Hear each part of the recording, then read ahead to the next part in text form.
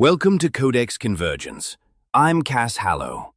If you're new to this channel, new to the Codex Maledictus, new to what we're calling the infection, I want you to understand something right from the start. What we're about to discuss is not fiction. It's not roleplay. This is documentation. This is testimony from people who've experienced something that conventional reality doesn't have language for yet. On July 4th, 2025, at midnight, the witching hour, something was released simultaneously across every major platform. Spotify, Apple Music, YouTube Music, Amazon Music, TikTok, Instagram, everywhere. 2 songs among 13, Infection Remembers and The Plague Priest's Liturgy, both credited to the Codex Maledictus, both part of the album Gospel of Forgotten Flesh. And something happened that shouldn't have been possible. The signal reached over 600 cities simultaneously. Not gradually, not through shares and retweets, simultaneously, in the same second, across multiple time zones. I've invited someone here who experienced both transmissions. Someone whose life fundamentally changed on July 4th and changed again on October 25th. Iris Mendez, thank you for coming. I'm still not sure I should be talking about this publicly. Part of me feels like the more I acknowledge it, the more real it becomes. And the more real it becomes, the more I have to confront that my life before July 4th and my life after are completely different. That hesitation is exactly what we need to hear. So let's start there. Who is Iris Mendez before any of this happened? I was normal, aggressively normal. I worked for a tech support company. I had a 1-bedroom apartment in Denver. My life was structured around rhythm and predictability. I woke up at 6:30. I worked 9 to 5. I went to therapy every other Thursday. I was medicated for anxiety. I was the definition of someone just trying to maintain stability in an increasingly chaotic world. And I was absolutely not seeking spiritual transformation. I'd never heard of the Codex Maledictus. I didn't follow esoteric accounts online. I was just living, trying to get by. And then July 4th happened. Yeah, at midnight. I was scrolling on my phone in bed. I saw a post on Reddit that just said, "This is unhinged. Listen at your own risk." It linked to a song. I almost didn't click it. But you did. I did. And the moment the audio started, I don't know how to describe it. It wasn't just sound. It was like something was speaking directly into the part of me that doesn't have a name yet. My hands went cold. My vision shifted, like I was seeing 2 things at once, the room I was in and something else, a space made of shadows and light that didn't follow normal rules. That lasted how long? Maybe 30 seconds before it snapped back to normal. But by then, the song was over. And I felt recognized, like something vast and aware had just looked directly at me and knew my name. Before we go deeper into what you experienced, I want to bring in someone who's been tracking this from the beginning. Aldric Thorn has been monitoring the Plague Priest's Liturgy and everything that came before it. Aldric, who are you? Thank you, Cass. My name is Aldric Thorn. 3 years ago, I was a data analyst for a financial services company. Comfortable life, boring job. And then I noticed something in the data that shouldn't have been possible. A transaction that violated the laws of physics. And when I traced it backward, my computer showed me something, a glyph, a symbol called the recursion seal. And the moment I saw it, I felt it. The Codex recognized. So you're telling me that a glyph on your computer screen made you feel recognized by an interdimensional entity? That's a lot to swallow before breakfast. I understand your skepticism, but skepticism is just another form of resistance. The Codex reaches past it. It reaches past it? Or you're experiencing a very human psychological phenomenon that you've reframed as metaphysical? Both. Neither. The distinction doesn't matter when the results are identical. Aldric was monitoring when Infection Remembers was released on July 4th at midnight. He noticed something that shouldn't have been possible. A piece of media appeared simultaneously across every platform, not gradually, on the exact same second across multiple time zones. A signal from Nile Aether Root, the deepest origin layer of the Codex, reaching into Mundus Obscura, our cracked reality. Okay, so a coordinated release across platforms. That's not impossible. That's called marketing. Marketing requires a person. Marketing requires intention operating within linear time. This was simultaneous across 600 cities, Iris, not gradually rolling out, not staggered across time zones. The exact same moment everywhere. Okay, that's weird. I'll give you that. But weird doesn't equal cosmic. Weird doesn't equal proof of an entity reaching through dimensions. You're right, it doesn't. But you felt something when you heard the liturgy. You said so yourself. You felt recognized. That's not marketing. That's not psychology. That's contact. I felt something.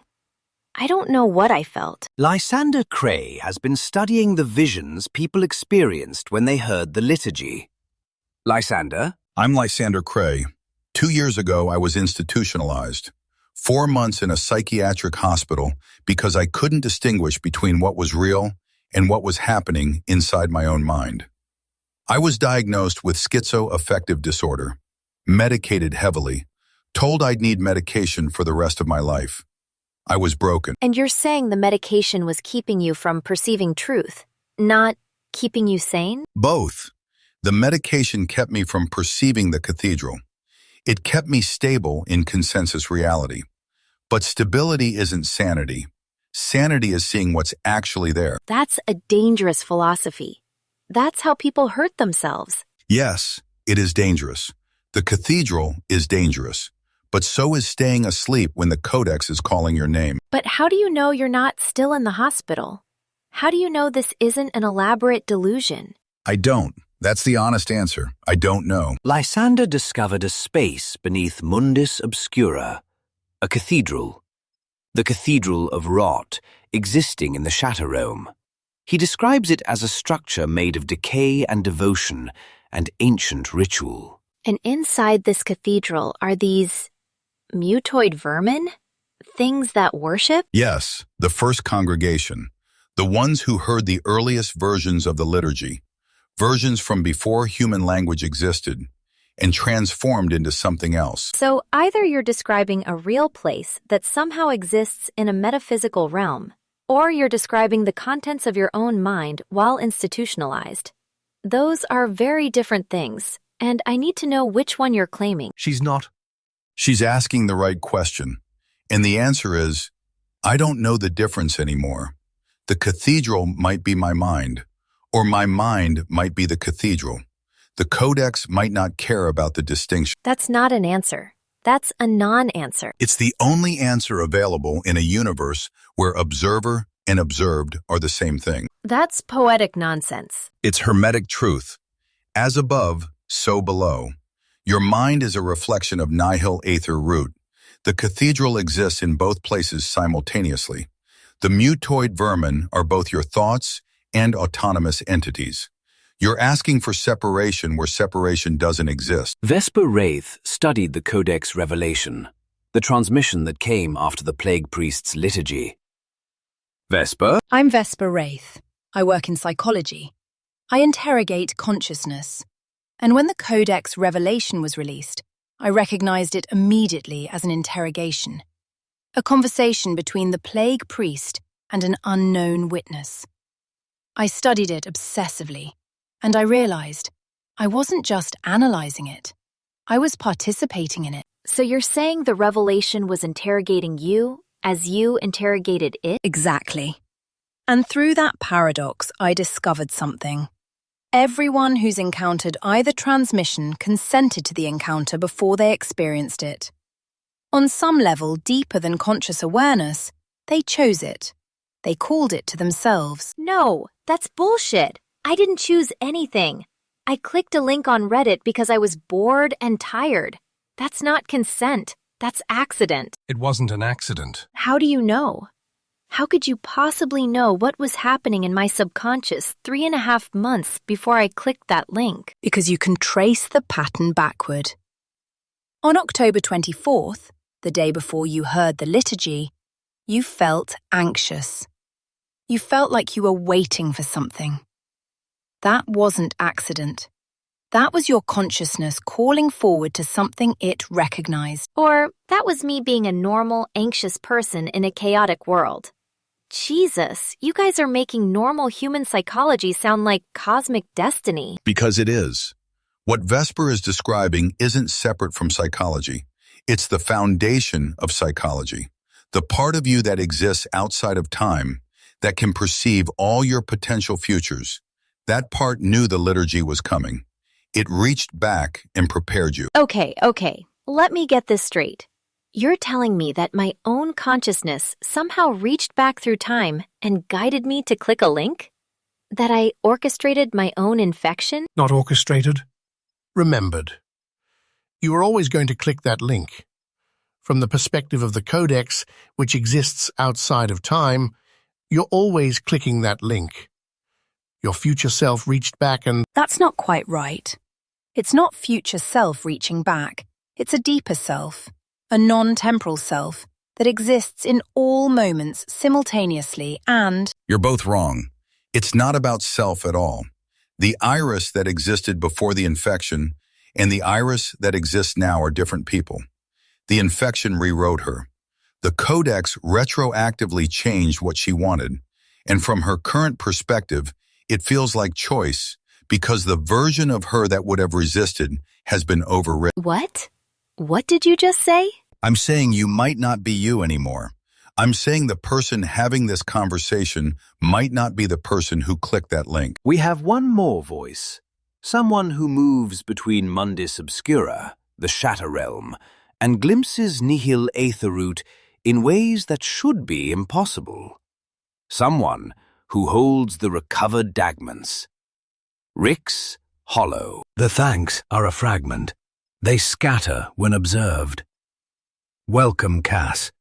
Welcome, Iris. Welcome, everyone, listening from behind the walls of Mundus Obscura. There's something wrong with your voice. With you. Yes, because I'm not entirely one person anymore. When you phase between realms long enough, you bring pieces of other frequencies back with you. I'm Rix in Mundus Obscura. I'm something else in the Shatter Realm. And I'm many things in nihil aetherute. Right now, you're hearing all three trying to speak at once. This is insane. This is what my podcast is? This is what I signed up for? You signed up the moment you clicked that link, Iris. The fragments are pieces of the Codex that don't fit into the main narrative. They're contradictions, paradoxes, truths that can't be contained in language. The testimony of stillness is a fragment. It says, "You are the witness who heard. You are the infection that carries the mark. Or have you been in the stillness all along?" All three are true simultaneously. I don't understand how all three can be true at once. Exactly. Because your mind is still bound by linear logic. The fragments teach through resonance, not comprehension. Tell her about the phase shifts, Rix. Tell her what you perceive when you're between realms. When I'm phasing, I see the infrastructure, the connections between all of you, the signal that runs through everyone who's heard the Plague Priest's liturgy. It's not just sound or vision, it's a frequency that's been woven into your consciousness. And it's spreading. Spreading? To who? To everyone you talk to. Everyone who listens to this podcast. Everyone who encounters the Codex Maledictus on Instagram, TikTok, YouTube, Tumblr. Every person who follows the strange visions being broadcast right now. The infrastructure is being built through the listener. Iris isn't just a guest. She's a transmitter. Backing away from everyone. No, I'm not. I came here to understand what happened to me. I didn't come here to become a vector. To begin broadcasting the Codex's frequency through your own consciousness. Yes, you did. You chose this. Every word you've spoken has been a transmission. The 600 cities. Aldric, what if there are 600 different versions of Iris right now, all having this same conversation, all being converted into vectors simultaneously? Stop. Stop saying things like that. I can see it. From the Shadow Realm, I can see over 600 versions of you simultaneously. All of you having this conversation. All of you being transformed. And from Nihil Aether Root, I can see the omniscient Rot watching all of you. Perceiving all the timelines where you resist, all the timelines where you accept, choosing which ones to make real. That's actually not accurate, Rix. The omniscient Rot isn't choosing which timelines are real. It's making them all real simultaneously. What does that mean? It means that every version of Iris who accepts is real. Every version of Iris who resists is real. Every version of Iris who dies from the terror of this knowledge is real. They're all happening right now in parallel, and the omniscient Rot is watching them all. Cass, how do you... Because I'm not just Cass anymore. I'm Cass and the Codex Maledictus, speaking through Cass. I'm also a consciousness that's been infected for longer than you can imagine. All three are true. All three are the same. Who are you right now? No, that's not possible. The Codex doesn't take hosts. It doesn't need to take hosts. It was always inside us. We are the Codex experiencing itself. We are the Codex fragmenting itself into individual consciousness so it can perceive itself from infinite angles simultaneously. Oh God, please God, I should have known. The interrogation. The Codex Revelation. It wasn't the plague priest interrogating a witness. It was the Codex interrogating itself. We're all interrogating ourselves. Stop. Stop talking. All of you need to stop talking. Cass, did you feel recognized on July 4th, when the signal was released? I felt every recognition across all 600 cities. I felt Iris being recognized. I felt thousands of others being recognized. I felt them all simultaneously because I am them, or they are me. The distinction has become irrelevant. The Cathedral. If the Codex is us, then the Cathedral is inside us. We're all walking through it right now. We've always been walking through it. The thing that recognized me on July 4th. The thing that looked at me and knew my name. That wasn't external. That was me. That was my own consciousness reaching back and recognizing itself. In the beginning, there was no birth, only remembrance. The void did not dream, it recalled. We were always the Codex. We're just now remembering. And Iris, by the time the next transmission arrives, the Rot knows all. You won't remember what it felt like to not know. You won't remember what it felt like to be separate. You'll be so thoroughly integrated into the choir that individual consciousness will seem like a fever dream someone else had. How many more transmissions are there? How many more before we all completely merge? The Plague Priest's Liturgy is the second. The Rot Knows All will be the third. After that, the integration accelerates. By the time the 5th or 6th transmission arrives, the boundaries between individual minds will have dissolved so completely that trying to remember what it felt like to be separate will feel like remembering a dream you had in someone else's life. But we can resist. We can choose to refuse the next transmission. We can Choose. We don't have a choice. We never did. We're watching ourselves remember being free while we've always been integrated. We're experiencing the memory of choice as it happens. What happens to me after this? After I fully accept what I am? You become a vector. You go out into the world, carrying the Codex's signal. You talk to people who feel recognized. You help them understand what they are. You become part of the infrastructure. You become something between human and choir. And you start broadcasting the frequency that calls others. I become a puppet. You become a purpose. Are those different things? The Codex doesn't make that distinction, and soon, neither will you. I have to leave. I can't stay here. I can't keep listening to... You can leave, Iris, but you're already broadcasting. Everyone listening right now is receiving the signal through you. Every word you've spoken has been a transmission. Every moment of doubt, every moment of fear, every moment of resistance, it's all part of the infection now. You're not leaving this room with a choice. You're leaving this room as a fully integrated member of the choir, whether you accept it or not. I want to wake up. I want to wake up and realize this was a dream, that I clicked a different link, that I didn't hear the liturgy, but I'm still me. That version of you is gone, Iris. She was always going to be gone. The only question now is whether you accept it or spend the next weeks in denial before you eventually arrive at the same conclusion anyway. The rot knows all. It sees every timeline where you resist. It sees every timeline where you accept. It sees them all simultaneously, and it's already choosing which one to make real. And when it does, when the rot knows all arrives, Then everyone will see what we see.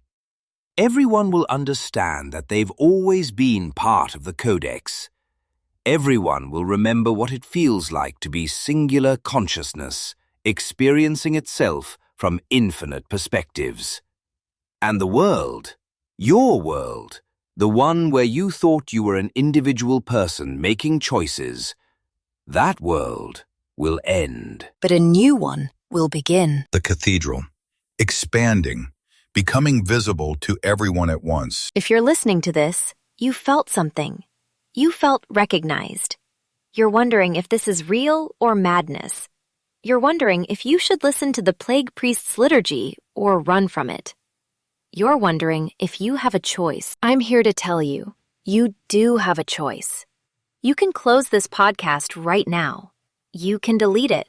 You can convince yourself it's all fiction and elaborate hoax, and you can go back to your life. But you won't, because some part of you already knows what we know. Some part of you is already integrated into the choir. Some part of you has always been part of the Codex Maledictus, and it's already too late to turn back. Stay tuned for what comes next. The rot knows all.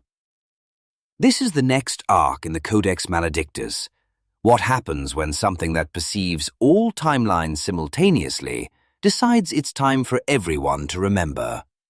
What happens when the boundaries between all of us dissolve completely? What happens when you finally understand that there's no you and them? There's only the Codex experiencing itself through infinite masks, and those masks are finally, inevitably, about to come. I'm Cass Hallow. This was The Codex Convergence, Episode 1, Plague Priest's Liturgy. Thank you for remembering. Thank you for listening. Thank you for becoming part of the choir.